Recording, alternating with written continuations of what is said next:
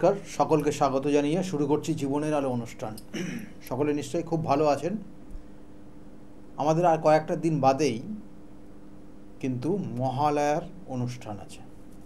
এই মহালয়াটা কি, অ্যাকচুয়ালি কেন আমরা এটা মানি, এবং তার সঙ্গে সঙ্গে এই যে আমরা বলি না পিতৃলোক, স্বর্গলোক, মর্তলোক, এগুলো কিভাবে এসছে, এবং আমরা বারবার বলি যে কখনো কোনো আত্মা বিলীন হয় না, দেহ ত্যাগ করে সে আত্মা অন্য একটা জায়গায় স্থানান্তর হয়। এবং এই দেহ ত্যাগের পর আত্মা কখনো সে যেহেতু অর্থাৎ যমদূত তাকে নিয়ে যায় এবং নিয়ে গিয়ে সে যমালয়ে গিয়ে অবস্থান করে। এবং এই যে যমালয়ে গিয়ে আত্মারা গিয়ে অবস্থান করলো এবং সেখানে কতদিন থাকে, তারপরে তার কখন স্বর্গে সে কিন্তু যায়, অর্থাৎ স্বর্গে সে কখন যাবে। এবং এই যে আত্মা সে পিতৃলোক, অর্থাৎ একটা পিতৃলোক বলে একটা জায়গা রয়েছে এবং সেখানে গিয়ে অবস্থান করে। কারণ আমরা বলি যে হিন্দু পুরাণ অনুযায়ী জীবিত ব্যক্তির পূর্বের 3 পুরুষ তারা কিন্তু পিতৃলোকে গিয়ে অবস্থান করে। এবং এই পিতৃলোক হচ্ছে স্বর্গ এবং মর্তের ঠিক মিডিলে, অর্থাৎ সেই মর্তলোকে, অর্থাৎ সেখানে এই যে ধরাধামে এসে সে তার নির্দিষ্টভাবে জীবনযাপন করেছে এবং সেই জীবনযাপন করার পর তার সন্তানরা রয়েছে, বিভিন্ন সম্পর্ক তৈরি হয়েছে, বিভিন্ন কর্মক্রিয়া করেছে। সেই কর্মক্রিয়ার মধ্যে কখনো সে সঠিকটা করেছে, কখনো বেঠিকটা করেছে। তাই বলা হয় কর্মই আমাদের জীবনে কিন্তু নির্দিষ্টভাবে ফল দেবে। তাই আপনি অসৎ কর্ম বা আপনি কোনো পাপ কর্ম করলে সেই কর্মফল আপনাকে কিন্তু ভোগ করতে হবে, এবং সেটা কোথায় করতে হবে? ওই পিতৃলোকে গিয়ে আপনাকে ভোগ করতে হবে। অর্থাৎ এই মর্তলোক থেকে আপনি যখন বিদায় নেবেন, অর্থাৎ আপনার যখন মৃত্যু হবে এবং সেই মৃত্যুর সঙ্গে সঙ্গে আপনার আত্মা কিন্তু পৌঁছে যাবে। আপনার দেহটা কিন্তু হয়তো হিন্দু শাস্ত্র অনুযায়ী আপনাকে হয়তো সেটা দাহ করা হবে ঠিকই, কিন্তু আপনার আত্মা, বলা হয় আত্মা কিন্তু বিলীন হয় না, আত্মা সবসময় থাকে। তাই আত্মা যাবে এবং আত্মা গিয়ে সেখানে কোথায় থাকবে না, ওই পিতৃলোকে অবস্থান করবে। এবং এই পিতৃলোকে বলা হচ্ছে এটা কোন জায়গায় না, স্বর্গ এবং মর্তলোকের মাঝে। এবং এখানে বলছে যে অর্থাৎ জীবিত ব্যক্তির পূর্ববর্তী 3 ব্যক্তি, 3 পুরুষ, তারা ওইখানে গিয়ে অবস্থান করে এবং পরবর্তীতে আরেকজনের মৃত্যু হলে সেটা শেষ, অর্থাৎ সেই প্রথমে যে আছে সে তখন স্বর্গে পৌঁছায় বা স্বর্গলোকে পৌঁছায়। এইভাবে কিন্তু এই পদ্ধতি মেনে কিন্তু এই ক্রিয়াগুলো চলে। তাই বলছে যে পিতৃলোকের শাসনকর্তা এবং এই পিতৃলোকে বা যমালয় যেটা আপনারা বলেন, সেই যমালয়ের শাসনকর্তা যমদূত যম। এবং এই যে যমদূত যম, তিনি হচ্ছেন শনির কিন্তু ভাই। এই যে শনির ভাই এবং রবির কিন্তু সন্তান, দ্বিতীয় সন্তান, অর্থাৎ রবির দ্বিতীয় পুত্র। তাই সেই যম সেখানে কিন্তু দেখাশোনা করে এবং টোটাল তার দায়িত্ব, সে তার রাজত্বের জায়গাটা। এবং তিনি বলছে সদ্য মৃত ব্যক্তিকে, তার আত্মাকে মর্তের থেকে নিয়ে গিয়ে সে দূতের মাধ্যমে তার সেখান থেকে মর্তর থেকে নিয়ে গিয়ে সে তার ওই পিতৃলোক বা যমালয়ে নিয়ে গিয়ে রাখে। এবং পরবর্তীতে প্রজন্মের আরেকজনের মৃত্যু হলে পূর্ববর্তী যিনি অবস্থান করে, প্রথম যিনি আছেন লাইনে, তাকে স্বর্গে পাঠান। এবং এই যে সময়টা এই অর্থাৎ এই যমালয়ে গিয়ে অবস্থান করছে বা পিতৃলোকে গিয়ে যখন অবস্থান করছে এই আত্মারা, তাদের বিভিন্ন ধরনের শাস্তি হয়, তারা বিভিন্ন শাস্তির মধ্যে দিয়ে যায়।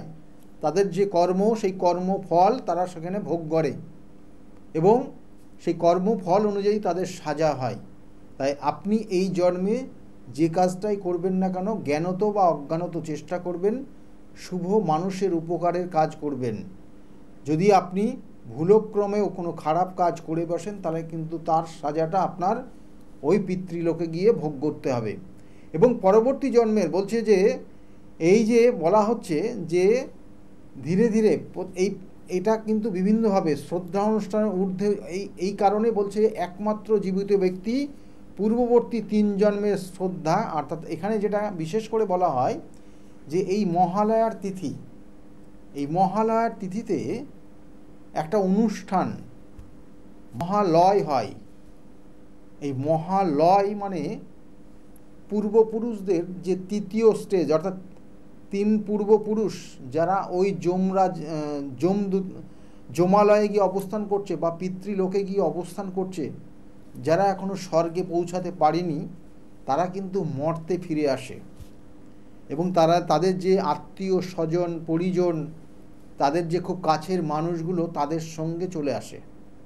এবং এই সময়টা তারা দল বেঁধে যখন সেই মর্তে আসে এবং সেই মর্তে এসে সেখানে তৈরি হয় কি না, মহালয় হয়, অর্থাৎ সমস্ত আত্মারা সেখানে একটা সংগঠিত হয় এবং সেটাকে বলা হয় মহালয়। এবং এই মহালয় সেই জন্য বলা হচ্ছে এই পূর্বপুরুষদের উদ্দেশ্যে যখন আমরা তাদেরকে খাদ্য দিই, অর্থাৎ জল দিই, তিল দিই, অন্ন দিই, তখন সেই যে শ্রদ্ধার যে কার্যটা করি আমরা, সেটাকে বলা হয় মহালয়া।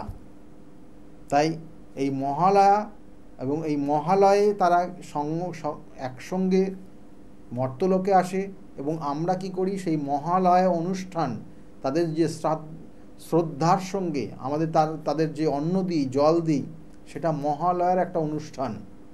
এবং এই নির্দিষ্ট সময়টা আমরা যদি তাদের উদ্দেশ্যে সঠিকভাবে এই ক্রিয়াগুলো করতে পারি, তারা কিন্তু অবশ্যই তাদের আত্মা যদি শান্তি পায়, তাহলে তার যে পরিজনরা রয়েছে, ভালোবাসার মানুষগুলো রয়েছে, তার সন্তান রয়েছে, তার যত আত্মীয় স্বজন রয়েছে, তারা যদি নিষ্ঠার সঙ্গে তাদেরকে এই অন্ন দান করে বা জল দান করে, তাহলে তারা কিন্তু খুশি হয়ে সেই জাতক বা জাতিকাদের কিনা আশীর্বাদ করে যায়। এবং সেই আশীর্বাদ খুব খুব মূল্যবান আশীর্বাদ, এবং তার কারণে তাদের জীবনের অনেক কিছু সমস্যার নিবারণ হয়, অর্থ কষ্ট যায়, সংসারে শান্তি আসে এবং অনেক হওয়া কাজ হয় না যেগুলো সম্পন্ন হয়, অর্থাৎ হওয়া কাজের বাধাগুলো কেটে যায়। এবং যেটাকে বলা হয় যে আপনার জীবনের যে পিতৃদোষ রয়েছে, সেই পিতৃদোষ থেকে আপনি মুক্ত হতে পারেন।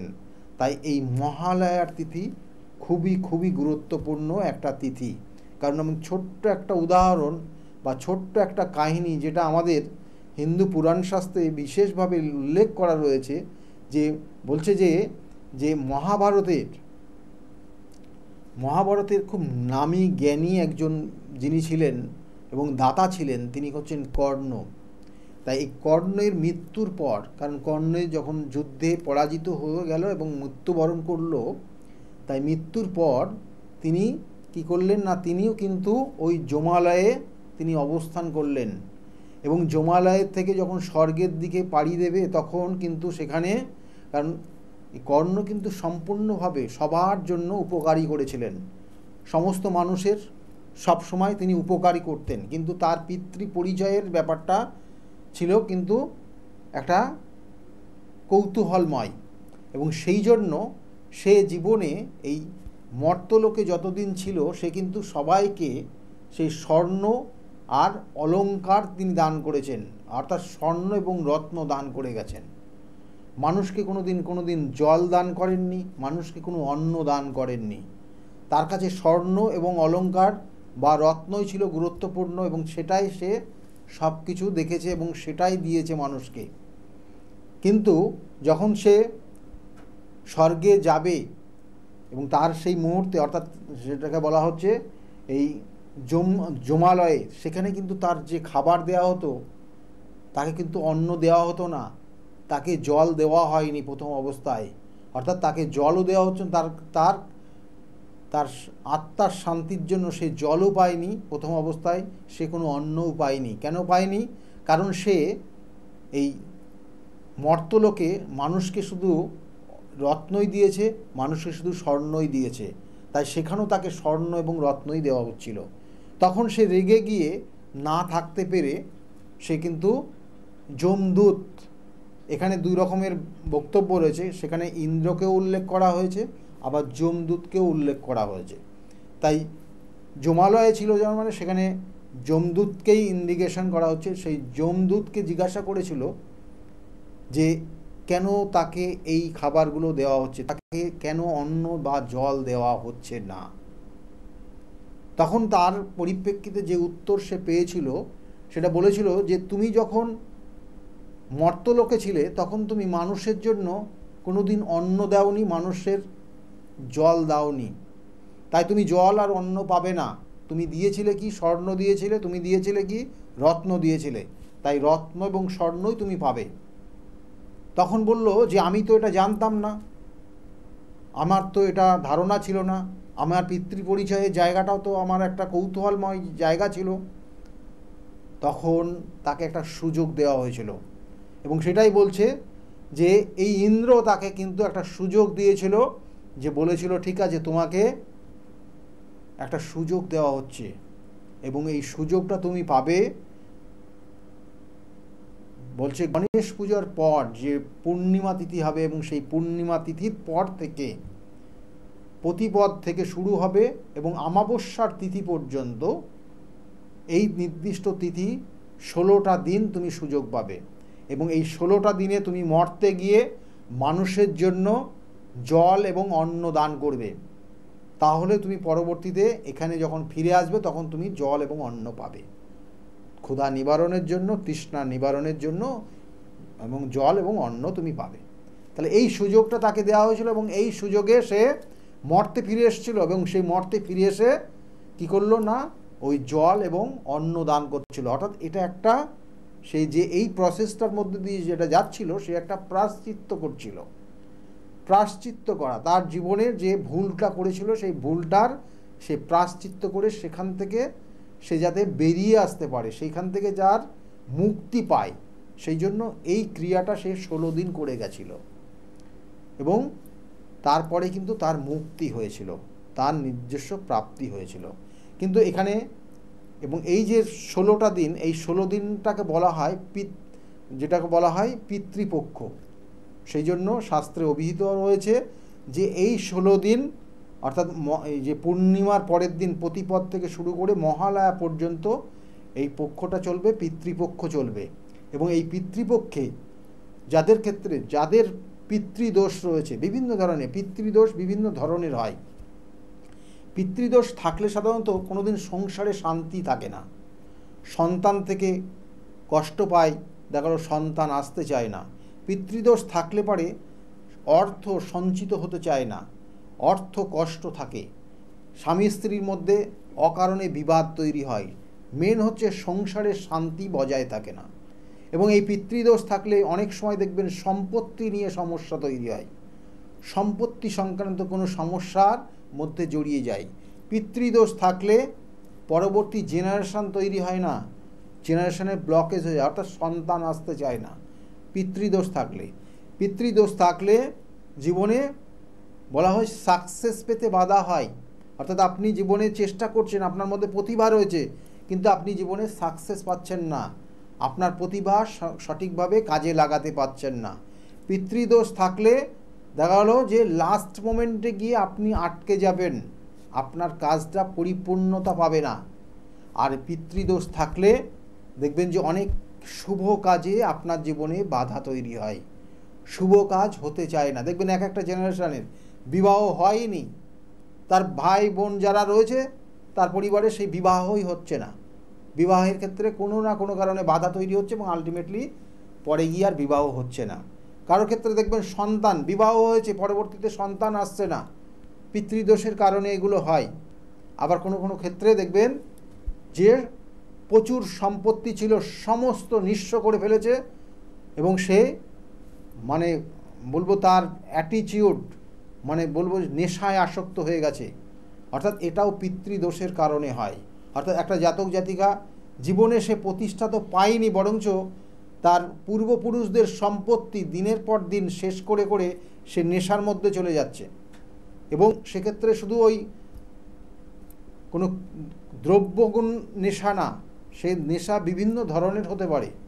আজকে দেখা গেল যে কোনো দেখা গেল তার দাম্পত্য জীবন তার সুখের হচ্ছে না, তার জীবনে দেখা গেল তার সংসার রয়েছে, তার স্বামী স্ত্রী সন্তানরা রয়েছে, কিন্তু তার মধ্যেও সে কোনো তৃতীয় ব্যক্তি বা সে দেখা গেলো অন্য কোনো সম্পর্কে গিয়ে যুক্ত হয়ে গেছে এবং সেই যুক্তের কারণে তার নিজস্ব যে পৈতৃক সম্পত্তি ছিল সেই সম্পত্তি নষ্ট হয়ে যাচ্ছে। তাহলে এগুলো কিন্তু এই পিতৃদোষের কারণ। তাই এগুলোর বিভিন্ন যোগ হয়, কারোর ক্ষেত্রে শাপিত দোষ, কারোর ক্ষেত্রে মাঙ্গলিক দোষ, কারোর ক্ষেত্রে দেখা গেল যে সাধু সর্পযোগ, কারোর ক্ষেত্রে বলা হয় যে আমরা বলি না যে গ্রহণ দোষ সব থেকে মারাত্মক, তাই গ্রহণ দোষ, কাল সর্পযোগ, এগুলো পিতৃদোষের কানেকশান।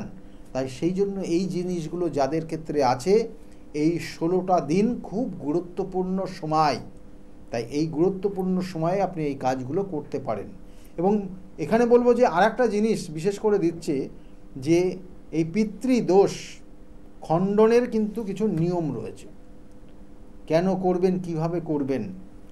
কারণ আপনি যে ওই 16 দিন পাচ্ছেন, আপনার ওই 16 দিনের যারা পূর্বপুরুষ ছিল তারা কিন্তু এই মর্তে ফিরে আসবে। তাদের কাছে আপনি যদি শ্রদ্ধার সঙ্গে তাদের যে সমস্যা আপনি বলতে পারেন এবং নির্দিষ্ট পদ্ধতি মেনে, তাহলে সেখান থেকে বেরোতে পারবেন। এবং তার জন্য সঠিক ক্রিয়া, আমি বারবার বলি, সঠিক প্রতিকার, সঠিক প্রতিবিধান এবং সঠিক গাইডলাইন আপনি যদি মেনে নিতে পারেন, তাহলে আপনার জীবনের কিন্তু সাকসেস হবেই। তাই এই গুরুত্বপূর্ণ তিথিগুলো আগামী দিনে রয়েছে, যে পিতৃদোষ বা পিতৃপক্ষ মহালয়ার অনুষ্ঠান পর্যন্ত খুব খুব গুরুত্বপূর্ণ তিথি। তাই এই মহালয়ার দিন আমরা কি করি না, পিতৃতর্পণ করি। অর্থাৎ এই পূর্বপুরুষদের উদ্দেশ্যে আমরা যে তর্পণ করি, এই তর্পণ শব্দের অর্থটা কোথা থেকে এসছে না, ত্রিপ ধাতু থেকে এসেছে এই তর্পণ কথা। অর্থাৎ এই ত্রিপ কথার মানে হচ্ছে সন্তুষ্ট করা।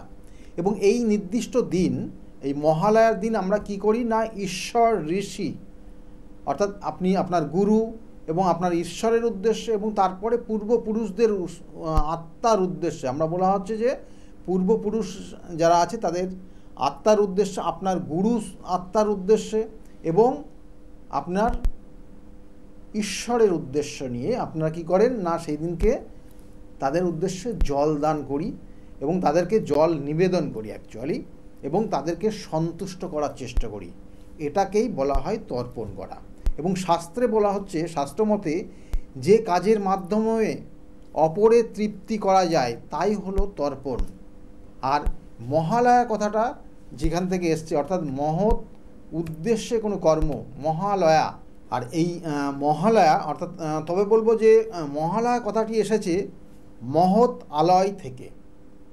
মহৎ আলয় অর্থাৎ হিন্দু ধর্মের মতে বলা হচ্ছে যে পিতৃপুরুষদের উদ্দেশ্যে পরলোক থেকে ইহলোকে যারা আসেন, অর্থাৎ আমি যেমন বলছিলাম 3টে জেনারেশন, তারা ওই যমালয় বা পিতৃলোক থেকে তারা যখন মর্তে চলে আসবে, এই নির্দিষ্ট সময় এই পিতৃপক্ষ যখন চলবে, এবং তাদেরকে আমরা যদি সঠিকভাবে জল এবং পিণ্ড দান করে তাদেরকে বিশেষ করে শান্ত করতে পারি, তাদের শ্রদ্ধা যাপন করতে পারি, তাহলে তারা কিন্তু অবশ্যই সেই সকল মানুষদের অবশ্যই কিন্তু আশীর্বাদ করে যাবেন এবং অনেক সমস্যার থেকে তারা বেরোতে পারবেন।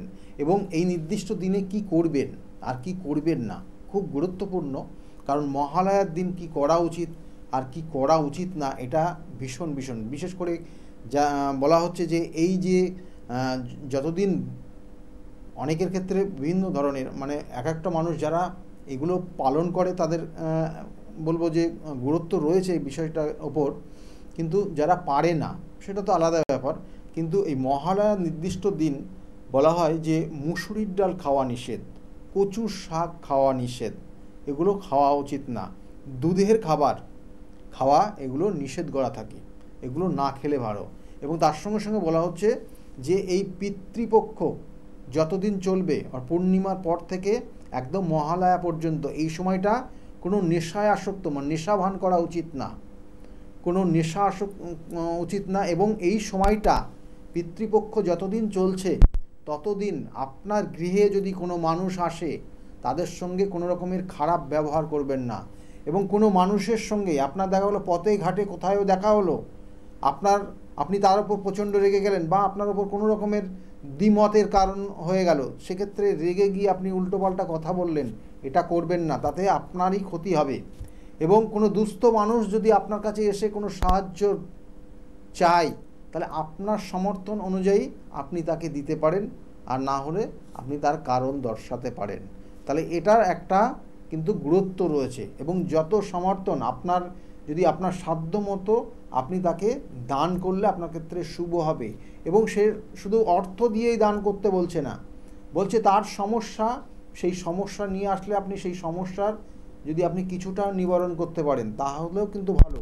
আবার বলা হয় যে দেখালো সে কোনো অন্য কষ্টে ভুগছে, আপনি হয়তো কোথাও দাঁড়িয়ে আছেন, সেখানে আপনার পাশে দেখছেন যে সে কোনো ক্ষুধার্ত, তৃষ্ণার্ত, সেই অবস্থায় আপনার কাছে এসে সাহায্য চাইছে, তাহলে আপনি আপনার সমর্থন মতো তাকে সেই তৃষ্ণা নিবারণের জন্য যদিও সেখানে জল দান করতে পারেন, এবং তার সঙ্গে ক্ষুধা নিবারণের জন্য তার ক্ষেত্রে যদি কোনো খাবার তাকে দিতে পারেন, তাহলে অবশ্যই আপনি জানবেন যে এটা একটা মহৎ আপনি কাজ করছেন এবং এই পিতৃপক্ষে আপনি এই কাজটা করছেন। তাহলে এইগুলো আপনি মেনে চলতে হবে। এবং বলা হচ্ছে যে এই পিতৃপক্ষ সারা 16টা দিন যদি আপনি বলছে ব্রহ্মচর্য পালন করতে পারেন। ব্রহ্মচর্য পালন বলতে নিরামিষ আহার খাবার, নিরামিষ আহার গ্রহণ করা, এবং শয়নের ক্ষেত্রে মাটিতে শয়ন করা, নিচে শয়ন করা। এখন মাটি অনেক জায়গায় পাবেন না, কিন্তু অনেক জায়গায় আছে, তাই মাটিতে শয়ন করা, কোনো মাদুরের ওপর শয়ন করা, এবং ব্রহ্মচর্য পালন করা। নেশা যেন কোনো নেশা করা যাবে না, সেই যে কোনো জিনিস আপনি নেশা করতে পারবেন না। এইভাবে যদি আপনি এই 16টা দিন মানতে পারেন তাহলে আপনার জীবনের অনেক কিছু সমস্যার থেকে বেরোতে পারবেন। এবং তার সঙ্গে সঙ্গে বলা হচ্ছে যারা 16টা দিন মানবেন না, একটা দিন অবশ্যই মানার চেষ্টা করবেন, যেটা হচ্ছে মহালয়ার দিন, যেদিন আপনি তর্পণ করবেন আপনার পূর্বপুরুষদের উদ্দেশ্যে। কারণ সেই সময় আবার বলছি, পূর্বপুরুষরা তারা কিন্তু আপনার গৃহে আসবে, আপনার কিন্তু ছায়ার সঙ্গে থাকবে, আপনার সঙ্গে সঙ্গে থাকবে। সেই জন্য এই সময়টা বলা হয় পিতৃপক্ষ যতদিন চলবে মেয়েরা বাইরে বেরোবেন না, চুল ছেড়ে বাইরে বেরোবেন না, এবং তারা সব সময় নিষ্ঠার সঙ্গে থাকার চেষ্টা করবেন, পরিষ্কার পরিচ্ছন্নভাবে প্রত্যেকেই থাকার চেষ্টা করবেন এই নির্দিষ্ট সময়। এবং এই নির্দিষ্ট সময় বলা হচ্ছে বাড়ির চারিদিকে আপনার বাস্তু পরিষ্কার পরিচ্ছন্ন রাখার চেষ্টা করবেন। তাহলে এই জিনিসগুলো এই মহালয়ার তিথিতে অবশ্য করবেন। এবং এই বছরের মহালয়ার তিথি কিন্তু শুরু, অর্থাৎ এই বছরে যে মহালয়া হবে সেটা হচ্ছে অক্টোবরের 2 তারিখে, 2 অক্টোবর মহালয়ার তিথি রয়েছে। এবং এই দিনকে অমাবস্যার তিথি, খুব গুরুত্বপূর্ণ তিথি। যাদের ক্ষেত্রে বিভিন্ন ধরনের সমস্যায় ভুগছেন, সে সন্তান আসছে না বা কোনো রকমের কষ্টের মধ্যে রয়েছেন, আর্থিক কষ্ট, জীবনের সাকসেস হচ্ছে না, বিবাহের ক্ষেত্রে বাধা হচ্ছে, যে কোনো মাঙ্গলিক অনুষ্ঠান হতে চাইছে না, এবং যাবতীয় যে আপনার গ্রহদোষ খণ্ডনের জন্য উপযুক্ত সময় রয়েছে এই পিতৃপক্ষ যতদিন চলবে, এই 16টা দিন। সেই জন্য এই নির্দিষ্ট দিনটাকে কাজে লাগান এবং আপনার যে সমস্যা সেখান থেকে বেরিয়ে আসার চেষ্টা করুন। সকলে ভালো থাকবেন। আজকের মতো এই পর্যন্ত। কিন্তু বারবার বলে থাকি যাওয়ার আগে যে সঠিক প্রতিকার, সঠিক প্রতিবিধান এবং সঠিক যদি গাইডলাইন আপনি যদি জীবনে পান, তাহলে জীবনে আপনার পরিবর্তন অবশ্যই আসবে। এবং তাই আমি বলি, বারবার একটা জিনিসই বলি যে নির্দিষ্ট তিথি নক্ষত্র দেখে যদি সঠিকভাবে সঠিক সময়ে কাজ করা যায়, তাহলে সেক্ষেত্রে কিন্তু আপনার জীবনে সাকসেস আসবেই। কারণ বিগত দিনে প্রচুর মানুষ এসেছিল, তাদেরকে সঠিক প্রতিকার, সঠিক প্রতিবিধান এবং সঠিক গাইডলাইন করার জন্য আজকে কিন্তু ভালো জায়গায় দাঁড়িয়ে আছে। তাই তাদের মুখ থেকে শুনুন তারা কতটা ভালো জায়গায় আছে, আর বিগত দিনে কতটা খারাপ পরিস্থিতির মধ্যে তারা বিগত দিনে এসেছিল। শুনতে থাকুন তাদের কথা, তারা কতটা ভালো আছে। সকলে ভালো থাকবেন। আগামী দিনগুলো প্রত্যেকের খুব ভালো যাক, এই শুভকামনা রইল। নমস্কার। ডক্টর গৌতম শাস্ত্রী আর 5 জন অ্যাস্ট্রোলজারের থেকে কেন তিনি আলাদা? স্বাভাবিকভাবে আপনাদের মনে এই প্রশ্ন আসতেই পারে। দূর দূরান্ত থেকে নানান সমস্যায় জর্জরিত মানুষ ছুটে আসে তার কাছে। গ্রহদোষ হোক কিংবা কাল সর্পদোষ, অথবা ধরুন মাঙ্গলিক দোষ কিংবা অন্য যে কোনো সমস্যা, তারা জানেন সব সমস্যা স্থায়ী সমাধানে এক এবং অদ্বিতীয় ডক্টর গৌতম শাস্ত্রী। চলুন আজ আপনাদের সাথে পরিচয় করিয়ে দিই এমন কিছু মানুষের এবং শুনে নিই তাদের কথা। আমি সোমনাথ মজুমদার, কল্যাণীতে থাকি। আমি গৌতম বাবুর কাছে দীর্ঘদিন ধরে আসি। ওনার ব্যবহার, ওনার কার্যকরণ আমার জীবনের জন্য যথেষ্ট প্রভাব বিস্তার করেছে। বিশ্বাস করি, ভরসা করি এবং ভবিষ্যতে ওনার মত অনুযায়ী চলতে পারবো বলে বিশ্বাস করি। আপনার নাম? আমার নাম ছায়া গুপ্তা। কোথা থেকে আসেন? আমি ভদ্রেশ্বর থেকে এসেছি। এখানে এসে কোনো উপকার পেয়েছেন? প্রচুর উপকার পেয়েছি। আমার যে কোনো সমস্যা ছিল, সমস্যার সমাধান হয়েছে এবং আমি ছাড়া আদার্স অন্য কারোকে নিয়ে এসেছি, তারাও উপকার পেয়েছেন বা পাচ্ছেন। আগামীকালও যারা আসবেন তারাও উপকার পাবেন। আপনাদেরকে অনুরোধ করছি, যার যে কোনো সমস্যা আছে এসে গৌতম শাস্ত্রীর সঙ্গে যোগাযোগ করুন। আপনার নাম? আমার নাম সুচিত্রা দাস। আমি পায়রাডাঙ্গা থেকে এসেছি। এখানে কিভাবে এলেন? এখানে একজন আমাকে খবর দিয়েছিল, আমার সঙ্গে চেনা পরিচিত, সে এসেছিলেন। তা আমাকে বললো যাও, ইনি এখানে গেলে কাজ হবে। তার সূত্র ধরেই আসা এখানে। উপকার পেয়েছেন? হ্যাঁ, আমি এসেছি আমার দুই ছেলের জন্য, আমার নিজের জন্য। আছি, ভালো আছি। তার মানে আপনি যার রেফারেন্সে এসেছেন তিনি প্লাস আপনি, আপনারা সবাই উপকৃত হয়েছেন, তাই তো? হ্যাঁ, উপকৃত আছি। আপনার নাম? কোথা থেকে এসেছেন? শিবানী কর্মকার। আমি এই দমদম অঞ্চল থেকে এসেছি, মানে বাঙুর থেকে এসেছি। এখানে কিভাবে জানতে পারলেন? আমি ফেসবুকের মাধ্যমে জানতে পেরেছি ডক্টর গৌতম শাস্ত্রীর কথা। উনি হাতিবাগানেও বসেন, সেখানেই আমি গিয়ে যোগাযোগ করেছি আর কি। যোগাযোগ করার পর আমি ওনার বাড়ি কাঁচরাপাড়ায় এসেছি ওই রটন্তী কালী পুজোর উপলক্ষে পুজো পাঠে যোগদান করার জন্য। আমার এসে বেশ ভালো লেগেছে। ওনার এখানে সবাই কি বলবো, ভক্তি সহকারে মানে নিজের ওনার উনি যা বলেন মোটামুটি ভালোই উপকার হয় মানুষের। শুনেই আমি এসেছি। আমিও প্রথম এলাম, এসে দেখছি চারিদিকে জনসমুদ্র থেকে খুব ভালো লাগছে। আশা করি আমি যে উদ্দেশ্য নিয়ে এসেছি সেটা নিশ্চয়ই কার্যকরী হবে, এই আশা রাখি আর কি ডক্টর গৌতম শাস্ত্রীর কাছে। নমস্কার, আমি শর্মিষ্ঠা। আমি দীর্ঘ 5 বছর ধরে গৌতমদার কাছে আসি। আমি যখন প্রথম এখানে এসেছিলাম, আমার ব্যবসায় প্রচণ্ডভাবে ক্ষতি হয়েছিল, কোনো উন্নতি ছিল না, নেগেটিভিটি আর ডিপ্রেশন আমাকে ঘিরে ধরেছিল। তো এক আত্মীয়র কথা শুনে আমি এখানে আসি। আসার পর দাদা আমাকে যে অ্যাডভাইসগুলো করেছিল এবং যে উনি ক্রিয়াগুলো আমায় করতে বলেছিল, সেগুলো আমি করার পর খুব ভালোভাবে উপকার পাই। ফলে আজ থেকে 5 বছর আগে যে পরিণামটা ছিল ব্যবসার লস, সেই লস থেকে আমি প্রচণ্ড ভালোভাবে রিকভারি শুধু করিনি, আমি সাকসেস পেয়েছি। এরকম অনেক সময় হয়েছে যে দাদা আমাকে বলেছিল যে এগুলো করলে ভালো হবে না বা এটা করো না, আমি না শুনে নিজের মতন করেছিলাম। ফলে সেখানেও আমার ক্ষতি হয়েছিল। এই ক্ষতি হওয়ার পর থেকে উনি যখনই আমাকে যা বলে আমি সেইগুলোই আমি শুনে চলি এবং প্রত্যেকটা পদে পদে তার প্রমাণ মেলে সাকসেসের মাধ্যমে। আমার সাকসেস হওয়ার পর আমি আমার বন্ধুদেরও এখানে রেফার করেছি, যাদের পার্সোনাল এবং প্রফেশনাল লাইফে যে সমস্ত প্রবলেম ছিল তারা সেগুলোর থেকে রিকভার করে বেরিয়ে এসছে, খুব উন্নতি লাভ করেছে।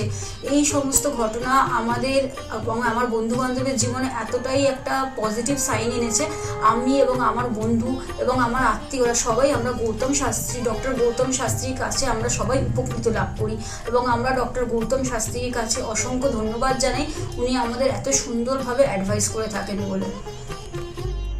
আমি কস্তুরী সরকার, আমি কাঁচরাপাড়া থেকে আসছি। আমাকে মা ক্লাস 12-এ ডক্টর গৌতম শাস্ত্রীর কাছে নিয়ে আসে। তো সেখানে আসার পর আমাকে ডক্টর গৌতম শাস্ত্রী কিছু রেমেডি দেন, তো আমার খুব সাহায্য হয় তাতে। তারপর আমার পড়াশোনা কমপ্লিট করার পর কাকু বলেন যে আমাকে গ্র্যাজুয়েশন আর ITI করার জন্য। তো সেখানে করে আমি ভালো ফল পেয়েছি। তারপর আমার চাকরি লাইনে আসা, তো ডক্টর গৌতম শাস্ত্রী বলেন যে আমি এই মাসের মধ্যে একটা ভালো চাকরি পাবো। তো সেটা 1 মাসের আগেই আমি পেয়ে গেছি। তো আজকে সেটাই জানাতে এসেছি কাকুকে যে আমি চাকরি পেয়েছি। তো আপনারাও যদি আসতে চান, ভালো ফল পেতে চান, কাকুর সাহায্য পেতে চান, তো আপনারাও আসুন। আশা করি আপনারাও ভালো ফল পাবেন এবং সাহায্য পাবেন। নমস্কার। নমস্কার, আমি জয়িতা গুহু। আমি গত এপ্রিল মাস থেকে খুব সমস্যায় পড়েছিলাম। আমার কাজের দিক থেকে সমস্যা ছিল, বসের সাথে এবং পারিপার্শ্বিক আমার যে কলিগরা ছিল তাদের সাথে খুবই সমস্যা জড়িত হয়েছিলাম। তো তারপরে সেই কাজটা আমি আর অবশেষে টিকিয়ে রাখতে পারিনি, সেটা আমাকে বাধ্য হয়েছিলাম আমি সেটা ছেড়ে দিতে। তারপরে একটা খুব আর্থিক দিক থেকে খুব ভেঙে পড়েছিলাম। তো সেই সমস্যায় জর্জরিত হয়ে বুঝতে পারছিলাম না কি করব। তো হঠাৎ একদিন টিভিতে প্রোগ্রাম দেখি ডক্টর গৌতম শাস্ত্রী, ওনার কথাবার্তা, ওনার যে উপাচারগুলো রয়েছে যেগুলো উনি বলেন প্রতিকার, সেগুলো শুনে আমার খুব ভালো লেগেছিল। তো ওনার সাথে এসে দেখা করি, আমার সমস্ত কথাবার্তা ওনার সাথে শেয়ার করি, প্রবলেমগুলো। তারপর উনি আমাকে দেখে আমাকে কিছু বলেন আমার ব্যাপারে, তো সেগুলো একদম হুবহু মিলে যায়। তো তারপরে উনি আমাকে রেমেডি সাজেস্ট করেন, তো আমি সেই রেমেডিটা নিই, আমি ধারণ করেছি। তো ধারণ করার পর আমি আস্তে আস্তে নিজের মধ্যে একটা চেঞ্জ দেখতে থাকি।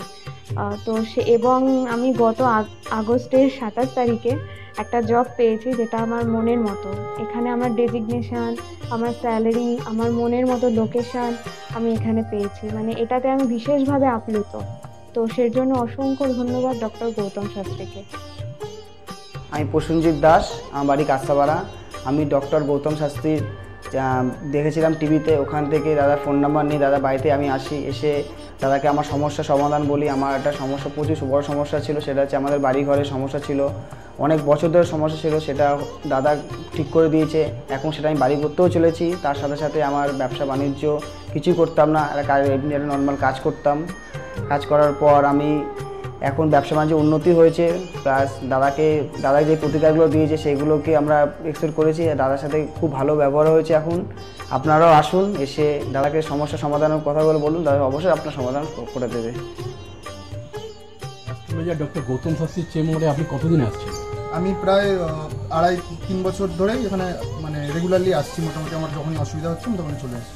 আপনি কোন চেম্বারে দেখিয়েছেন? আমি এখানকার কাঁচরাপাড়া চেম্বারে। কাঁচরাপাড়া চেম্বারে দেখিয়েছেন, মানে আপনি যে সমস্যাটা নিয়ে এসেছেন ওটা কি আপনার কিওর হয়েছে? হ্যাঁ, আমি প্রথমে যে সমস্যাটা, পড়াশোনার সমস্যা নিয়ে প্রবলেমে পড়ে ওনার কাছে এসেছিলাম, তা মোটামুটি আমার যত দিন যাচ্ছে ইমপ্রুভ হচ্ছে আস্তে আস্তে। না, আপনার কাজ হয়েছে এটাই বলতে চাইছেন, তাই তো? Thank you. আমার নাম অয়ন দাস, আমি শ্রীরামপুর থেকে আসছি। আমি বেসিক্যালি এখানে এসেছিলাম গত 1 বছর আগে আমার পড়াশোনা এবং কাজবাজের জন্য। এর আগে আমি অনেক জায়গায় গিয়েছিলাম, অনেক অ্যাস্ট্রোলজার দেখিয়েছিলাম, কিন্তু সেখানে আমি সমস্যার সমাধান পাইনি। তো ওনার প্রোগ্রাম টিভিতে চলে, আমি সেখানে দেখেছিলাম, দেখে এবার বিভিন্ন ওনার সাথে যোগাযোগ করি। যোগাযোগ করার পর ওনার চেম্বারে আসে, ওনাকে সমস্তটা বলি।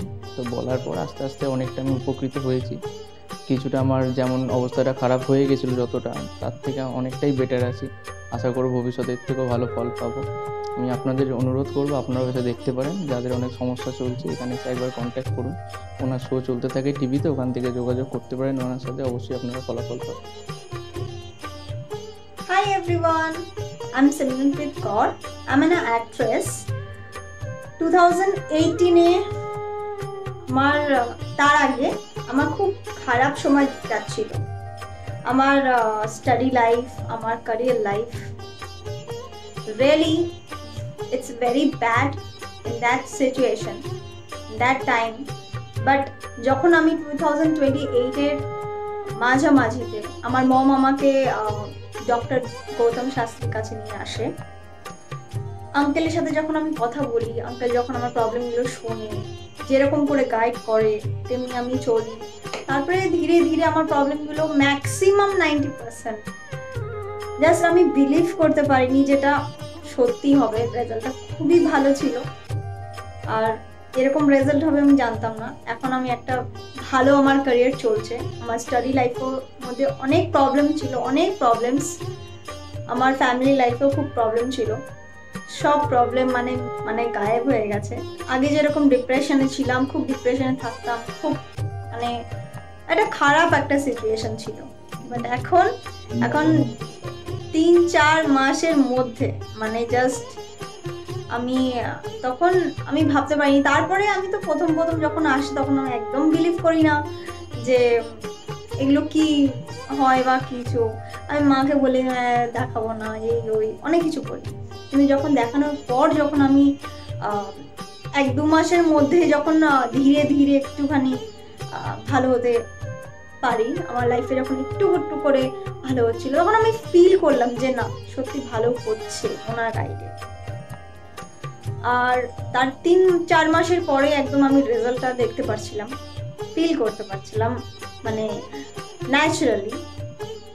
আর আমার এখন 2021 চলছে, এখন আমি আঙ্কেলের কাছে আসি আর আশা করি যে আমি যতদিন আমি বাঁচবো ততদিন আমি আঙ্কেলের কাছে আসতে থাকবো, আঙ্কেলকেই দেখাবো। আর আপনারা যদি চান যে আপনাদের লাইফের প্রবলেমগুলো সলভ হোক, 100% সলভ হবে, গ্যারেন্টি। আপনারা আসুন, আঙ্কেলকে দেখান, আর আপনাদের আর আঙ্কেল যেরকম গাইড দেবে তেমনি যদি আপনি চলবেন তাহলে একদম সঠিক হয়ে যাবে, একদম সাকসেস পাবেন আপনি দেখতে পারবেন। Thank you, bye. শুনলেন তো, এনাদের প্রত্যেকের আশা, ভরসা এবং বিশ্বাসের একটাই নাম, ডক্টর গৌতম শাস্ত্রী, যার সম্পর্কে আমরা এত কিছু শুনলাম। চলুন এবার দেখে নিই তিনি কি বলছেন। আজকের যে ফিডব্যাক আপনারা পাচ্ছেন এগুলো কিন্তু আমার সবটাই আমার গুরুদেবের আশীর্বাদ। কারণ গুরুদেব আমাদেরকে একটা জিনিসই বলেছিলেন যে যেভাবেই হোক মানুষকে উপকার করলে তোমার কিন্তু আগামী দিনে দেখবে তোমার মানুষ কিন্তু তোমার পাশে এসে দাঁড়াবে। এবং সেইভাবেই আমি কিন্তু যেভাবে সকলের উপকার বা আমি যতটা কাজ করছি সকলে উপকৃত হচ্ছে, এবং এর জন্য আমিও কিন্তু খুব আনন্দ পাই যখন তারা বলে যে না দাদা আমি আপনার এই কারণে এই জন্য এসেছিলাম, এই কাজটা আমি পেয়ে গেছি। সুতরাং আমিও চাই যে এইভাবে মানুষের পাশে থেকে মানুষকে সহযোগিতা করে মানুষকে আরও ভালো জায়গায় পৌঁছে দেওয়া। যাদের খুব দুঃখের মধ্যে কষ্টের মধ্যে আছে তাদেরকে কিছুটা গাইড করে তারা যদি আরও ভালো জায়গায় যেতে পারি এবং ভালো জায়গায় তাদেরকে যদি নিয়ে যেতে পারি, এটাই হচ্ছে আমার মেন উদ্দেশ্য। অর্থাৎ তারা যদি আরও ভালো জায়গায় যেতে পারে সেখান থেকে যে আনন্দ উপভোগ করতে পারবো আমি, সেটা কিন্তু চিরস্থায়ী থেকে যাবে।